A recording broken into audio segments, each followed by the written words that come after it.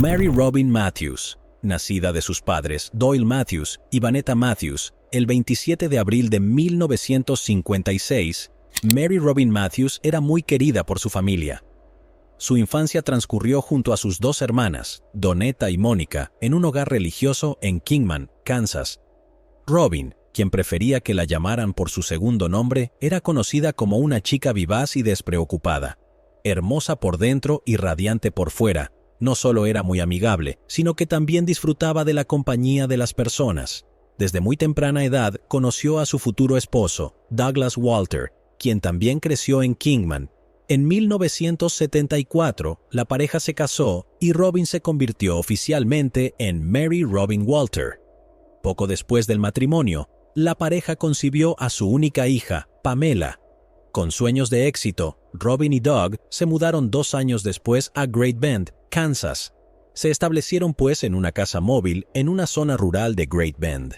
Inicialmente, Doug tenía planes de seguir una carrera en seguros, pero abandonó esa profesión y comenzó a trabajar en la estación de servicio de su tío. Mientras tanto, Robin se matriculó en la universidad para estudiar enfermería debido a su amor por ayudar a las personas. Además de sus estudios, también consiguió un trabajo en el hospital Great Bend Manor durante 4 años. Después de mudarse allí, Robin disfrutaba de una vida tranquila. Por un lado, estaba criando a su hija junto a su esposo Doug, quien la apoyaba de manera excepcional. Por otro lado, se destacaba tanto en sus estudios como en su trabajo. Sin embargo, no tenía ni idea de que su vida iba a dar un giro abrupto muy pronto. El 24 de enero de 1980 era una mañana de invierno normal para la familia Walter.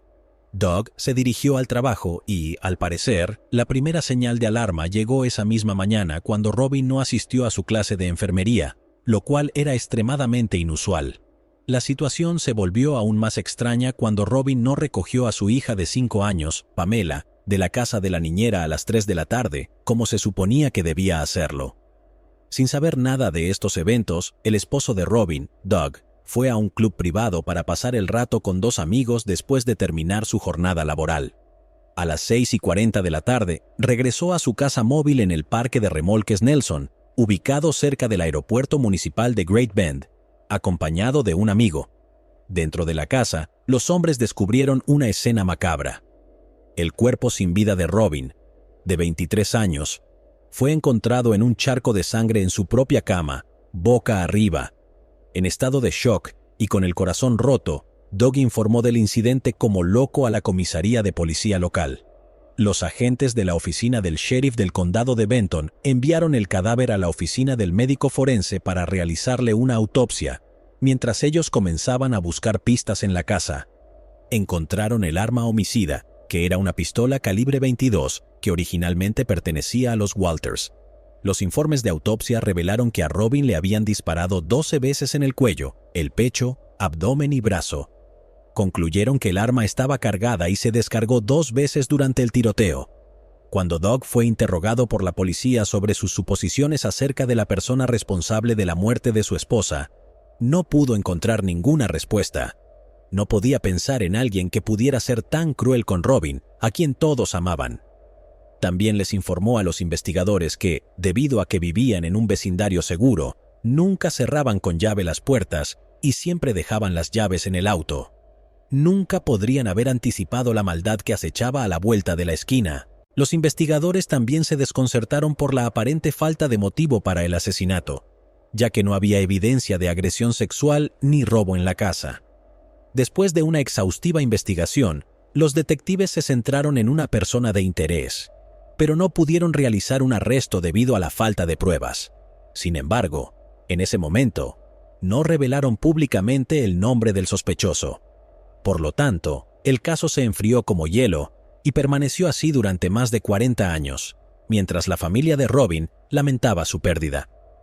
4 décadas más tarde, en abril de 2022, mientras se recuperaba de un virus, el detective sargento Adam Hales de la oficina del sheriff del condado de Barton reabrió el caso. Después de examinarlo nuevamente, el detective Hales descubrió información incriminatoria, parte de la cual se había pasado por alto en la investigación original y parte de la cual se agregó posteriormente. A medida que más investigadores se unían al caso, el equipo comenzó a entrevistar a diversos testigos por todo el país que estuvieron involucrados en la investigación original. El Buró de Investigaciones de Kansas también se unió para ayudar en la investigación. En octubre de 2022, después de construir un caso basado en las nuevas pruebas, los detectives presentaron el caso al fiscal del Tribunal del Condado de Martin para su revisión. Después de aproximadamente 4 semanas de revisión, se obtuvo una orden de arresto por el cargo de asesinato en segundo grado para el sospechoso, que fue identificado como Robert Hanks. Hanks era vecino de la familia Walter en el momento del asesinato de Robin. Aún no estaba claro por qué Hanks se convirtió en una persona de interés en primer lugar, pero definitivamente tenía un largo historial criminal. Solo un año después del asesinato, Hanks fue arrestado y acusado de violación, agresión agravada y robo agravado. Fue condenado en 1983 y cumplió aproximadamente 10 años antes de obtener la libertad condicional en 1993. Los detectives concluyeron que Hanks, quien tenía 25 años en el momento del asesinato de Robin, se introdujo ilegalmente en la casa de los Walter y le disparó a Robin en el fatídico día de 1980. Lamentablemente, muchos miembros de la familia de Robin no pudieron presenciar el arresto de Hanks. La madre de Robin falleció en 2012 y su padre le siguió poco después en 2015. Doug falleció apenas un año antes, en 2021. Pamela Walter Cooper, hija de Robin Walter, dijo a los medios que la familia siempre sospechó de Hanks en el asesinato de su madre, aunque no fue condenado hasta el año 2022. Además, expresó su curiosidad por saber si él se arrepentía de sus acciones. Sin embargo, incluso si ese no es el caso, ella personalmente lo perdonó hace mucho tiempo. Akia Shanta Eggleston. Akia Shanta Eggleston nació el 6 de septiembre de 1994 en Baltimore, Maryland, y creció en el mismo lugar. Su madre soltera, Latina Wilkinson, la crió sola hasta que su padrastro, Sean Wilkinson, asumió el rol de padre en su vida, ya que su padre biológico estaba ausente. Akia pronto se acercó a su padrastro, quien trabajaba en el departamento de trabajo. Como la mayor de sus hermanos, Akia era conocida por ser dulce, animada y enérgica. A pesar de su corta edad, nunca dejó de poner a los demás antes que a sí misma. No solo era una gran amiga para todos los que la conocían, sino que siempre estaba allí para las personas a las que quería. Su padrastro la describió como alguien a quien todos amaban y estaban emocionados de conocer.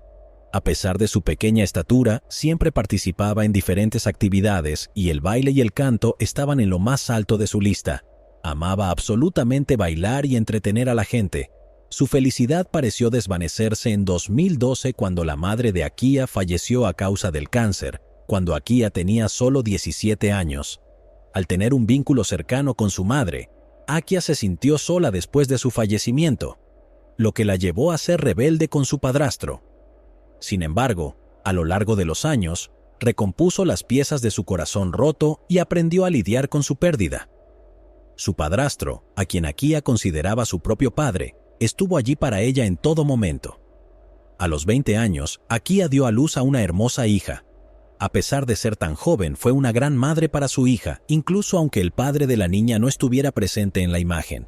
Asumió toda la responsabilidad como madre soltera. Siempre se le veía jugando, bailando y divirtiéndose con su hija. En 2017, a los 22 años, Akia quedó embarazada nuevamente y esta vez de un varón. Curiosamente, decidió ocultar la identidad del padre del bebé no nacido a su familia. Aún así, Akia estaba emocionada de tener a su segundo hijo. Sin embargo, el embarazo no fue fácil para ella, ya que se consideraba de alto riesgo debido a que el bebé se encontraba en posición de nalgas en su vientre.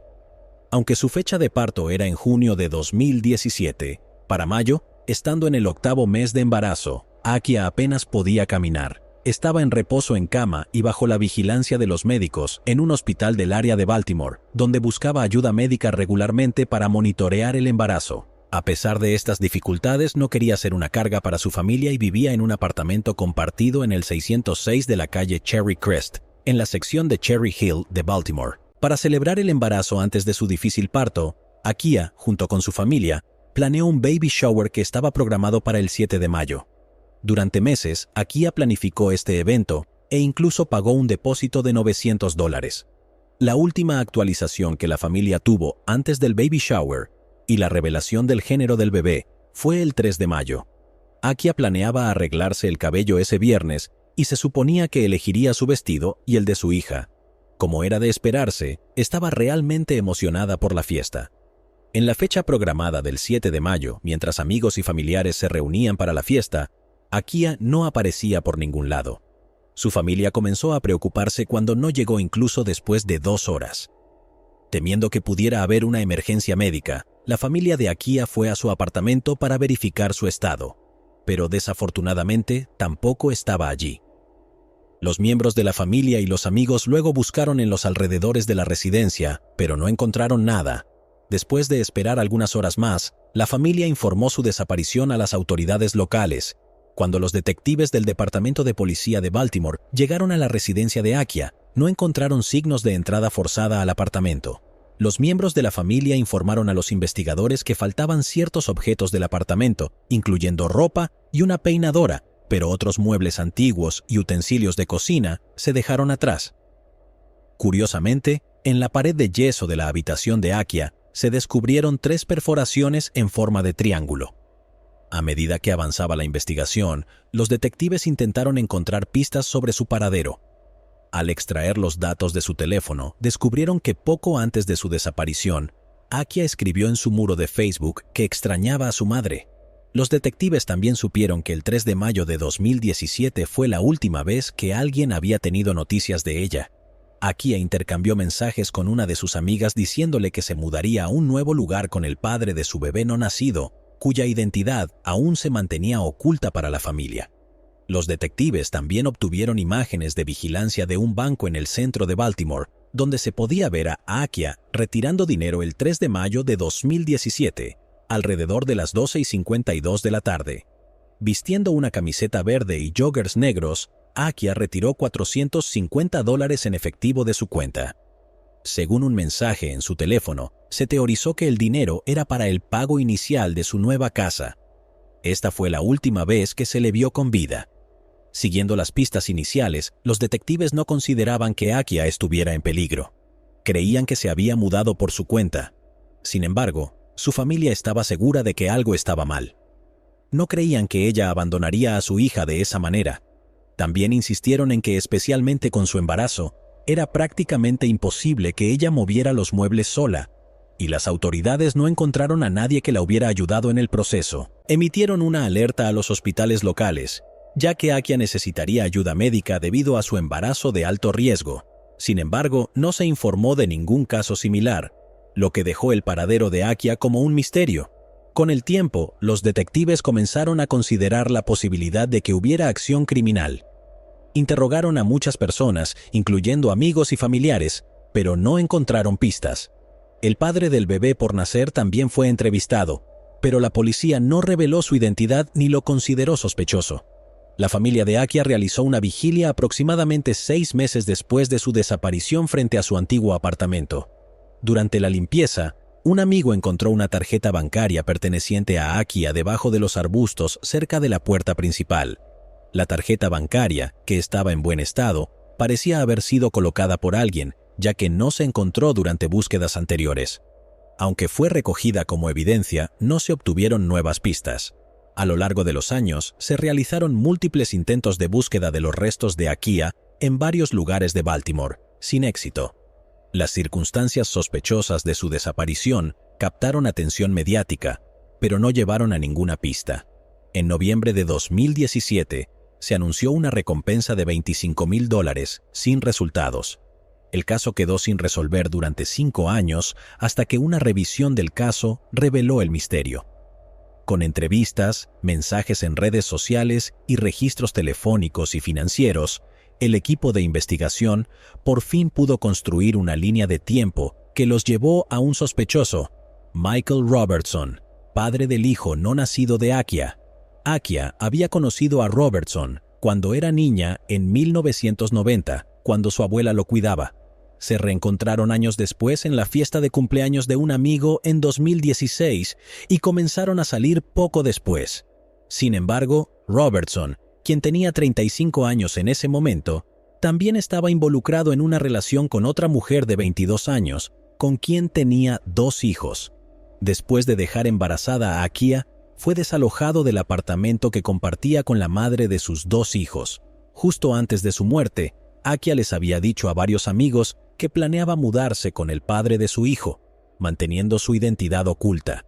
Se descubrió que Robertson mintió sobre querer mudarse juntos, enviándole una foto de una propiedad. La policía interrogó más tarde a los propietarios y descubrieron que nunca habían sido contactados por Robertson. Los detectives también descubrieron que había ocurrido una discusión entre Robertson y su otra amante, con quien tenía hijos, la noche anterior a la desaparición de Akia. Los registros telefónicos mostraron que Robertson fue la última persona con Akia, pero había mentido sobre su última reunión con ella y cambió su historia varias veces durante las entrevistas con la policía.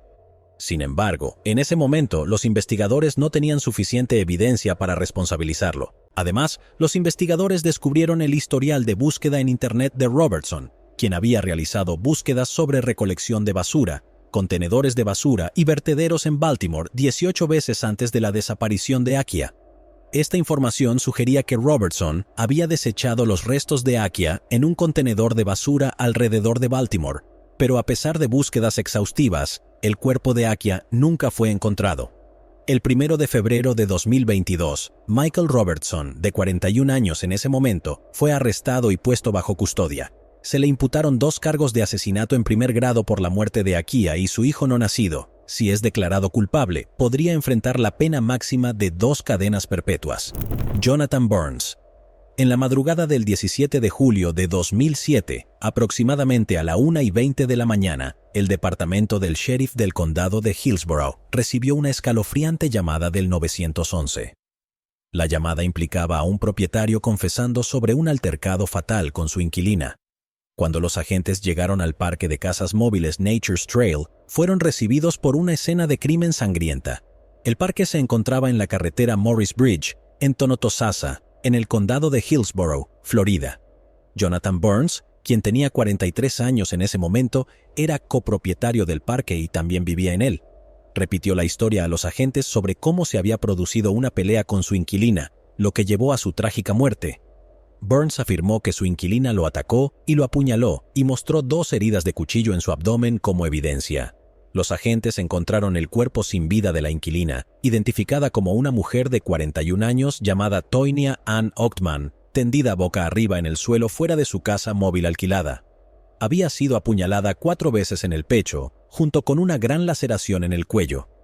Se encontró una posible huella de sangre en el área de un contenedor de basura que estaba a solo unos 8 metros del cuerpo sin vida. El rastro de sangre terminaba dentro de la casa de Burns. Durante la búsqueda en la casa, los investigadores también descubrieron el arma homicida en forma de un cuchillo ensangrentado. Mientras llevaban a Burns al hospital, el cuerpo de Tonya fue llevado a la oficina del médico forense para realizarle una autopsia. Los médicos del Hospital General de Tampa, donde Burns fue llevado por sus heridas, concluyeron que sus heridas de cuchillo en el abdomen medio necesitaban cirugía para curarse. Además de las heridas de cuchillo, ambos brazos de Burns estaban cubiertos de rasguños, junto con pequeñas laceraciones en sus dedos. Los resultados de la autopsia realizada al cadáver de Tonya concluyeron que murió a causa de heridas de cuchillo fatales en el pecho que penetraron su corazón y pulmones. Si se creía la versión de Burns, era un caso clásico de legítima defensa. Sin embargo, había algunas anomalías en esta versión de la historia que levantaron sospechas en la mente de los investigadores. Las pruebas forenses realizadas en el arma homicida y la sangre encontrada en el suelo en la escena del crimen sugieren que ambos elementos coincidían con el perfil de ADN de Burns. Sin embargo, contradictoriamente a la historia de Burns, se concluyó que no se encontró sangre de Burns cerca del cuerpo de Tonya y la sangre de Tonya no se encontró cerca del contenedor de basura. Los detectives también descubrieron que Tonya regularmente usaba un andador y una silla de ruedas para lidiar con su discapacidad y en su mayoría no podía mantenerse de pie. Esta condición la hacía incapaz de atacar a alguien con la intención de causarle una lesión grave. A medida que los investigadores tenían dificultades para creer que Burns había matado a Tonya como un acto desesperado de legítima defensa, querían procesarlo por el cargo de asesinato. Sin embargo, cuando el caso fue presentado a la oficina del fiscal estatal, concluyó que no había pruebas suficientes para refutar la versión de los hechos de Burns. Desafortunadamente, sin ninguna evidencia sólida contra el hombre responsable de la muerte de Tonya, los investigadores se quedaron con las manos vacías y el caso se archivó. Pasarían 14 años para que el misterio se resolviera. En 2021, la unidad de casos sin resolver del departamento del sheriff del condado de Hillsborough comenzó a revisar el caso con la esperanza de encontrar nuevas pistas.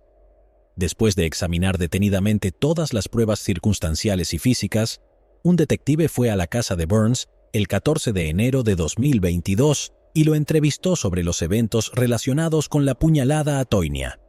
Una vez más, describiendo los detalles de esa fatídica noche, Burns le dijo al detective que había estado bebiendo mucho esa noche cuando escuchó a Tonya gritándole. Al principio, fue a la lavandería para no escucharla y luego decidió enfrentarla. Afirmó que se acercó a su casa móvil y que Tonya lo golpeó en el estómago. Burns dijo que no notó nada en ese momento, pero pronto entró en pánico al darse cuenta de que estaba sangrando. Además, afirmó que Tonya no estaba armada con ningún tipo de arma y que nunca tomó su cuchillo. Sin embargo, dijo que de alguna manera ella lo apuñaló. Aparentemente, los detectives pudieron detectar que Burns estaba mintiendo. Sin embargo, mientras comenzaban a planificar cómo construir un caso sólido, obtuvieron un avance inesperado. Más de una semana después de esa entrevista, una testigo se puso en contacto con la oficina del sheriff y dijo que tenía información sobre un caso sin resolver de 2007.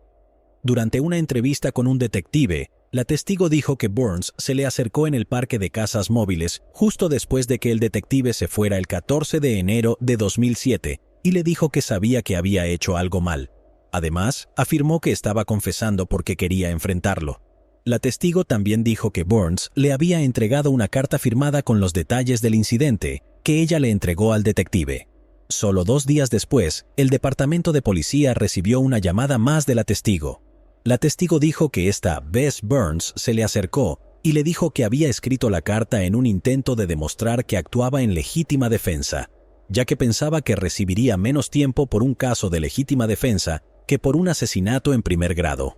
Sin embargo, la testigo también compartió que Burns le dijo que no lamentaba haber matado a Tonya, ya que ella solo obtuvo lo que se merecía, lo que indicaba un odio hacia la mujer fallecida. El 28 de enero de 2022, la testigo entregó a los detectives una segunda declaración supuestamente escrita y firmada por Burns, pero contradecía la primera declaración. Había muchas discrepancias entre lo que contenía la carta y lo que Burns le estaba diciendo verbalmente a la testigo. En febrero de 2022, la testigo se comunicó nuevamente con el detective y dijo que Burns le había dado otra declaración después de que ella lo confrontara con las contradicciones entre la carta y su relato verbal. Durante la confrontación, el hijo de la testigo también estaba presente, y ambos le preguntaron a Burns cómo fue apuñalado. Burns le confesó a la testigo que notó a Tonya mientras caminaba hacia la lavandería. Con la intención de causarle un daño grave, regresó a su casa para tomar su cuchillo antes de acercarse a hablar con ella. Burns dijo que una discusión llevó a una pelea por el cuchillo y cuando Tonya intentó irse a su casa, él la apuñaló varias veces y le cortó la garganta. Luego, se apuñaló en el estómago para simular un escenario de legítima defensa. Burns continuó proporcionando a la testigo una tercera declaración escrita, diciendo que contenía la verdad. Burns admitió en la carta que ya sentía odio hacia Tonya, lo que lo llevó a lastimarla deliberadamente esa noche y terminó matándola. Los detalles en la tercera declaración eran consistentes con las pruebas recopiladas en la escena del crimen, según la declaración jurada. Los investigadores compararon una huella dactilar latente en una de las declaraciones con la de Burns. En una de las cartas dijo: «Esta fue una terrible tragedia de la que soy responsable y que desearía poder cambiar». Ya sea que el remordimiento fuera falso o no, el 3 de febrero de 2022, las autoridades lo detuvieron y lo acusaron del asesinato de Tonya, llevándolo por el camino de la justicia al que debería haberse enfrentado hace mucho tiempo. Llegados aquí, ¿acaso no has visto este otro crimen? Yo no me lo perdería, ¿eh?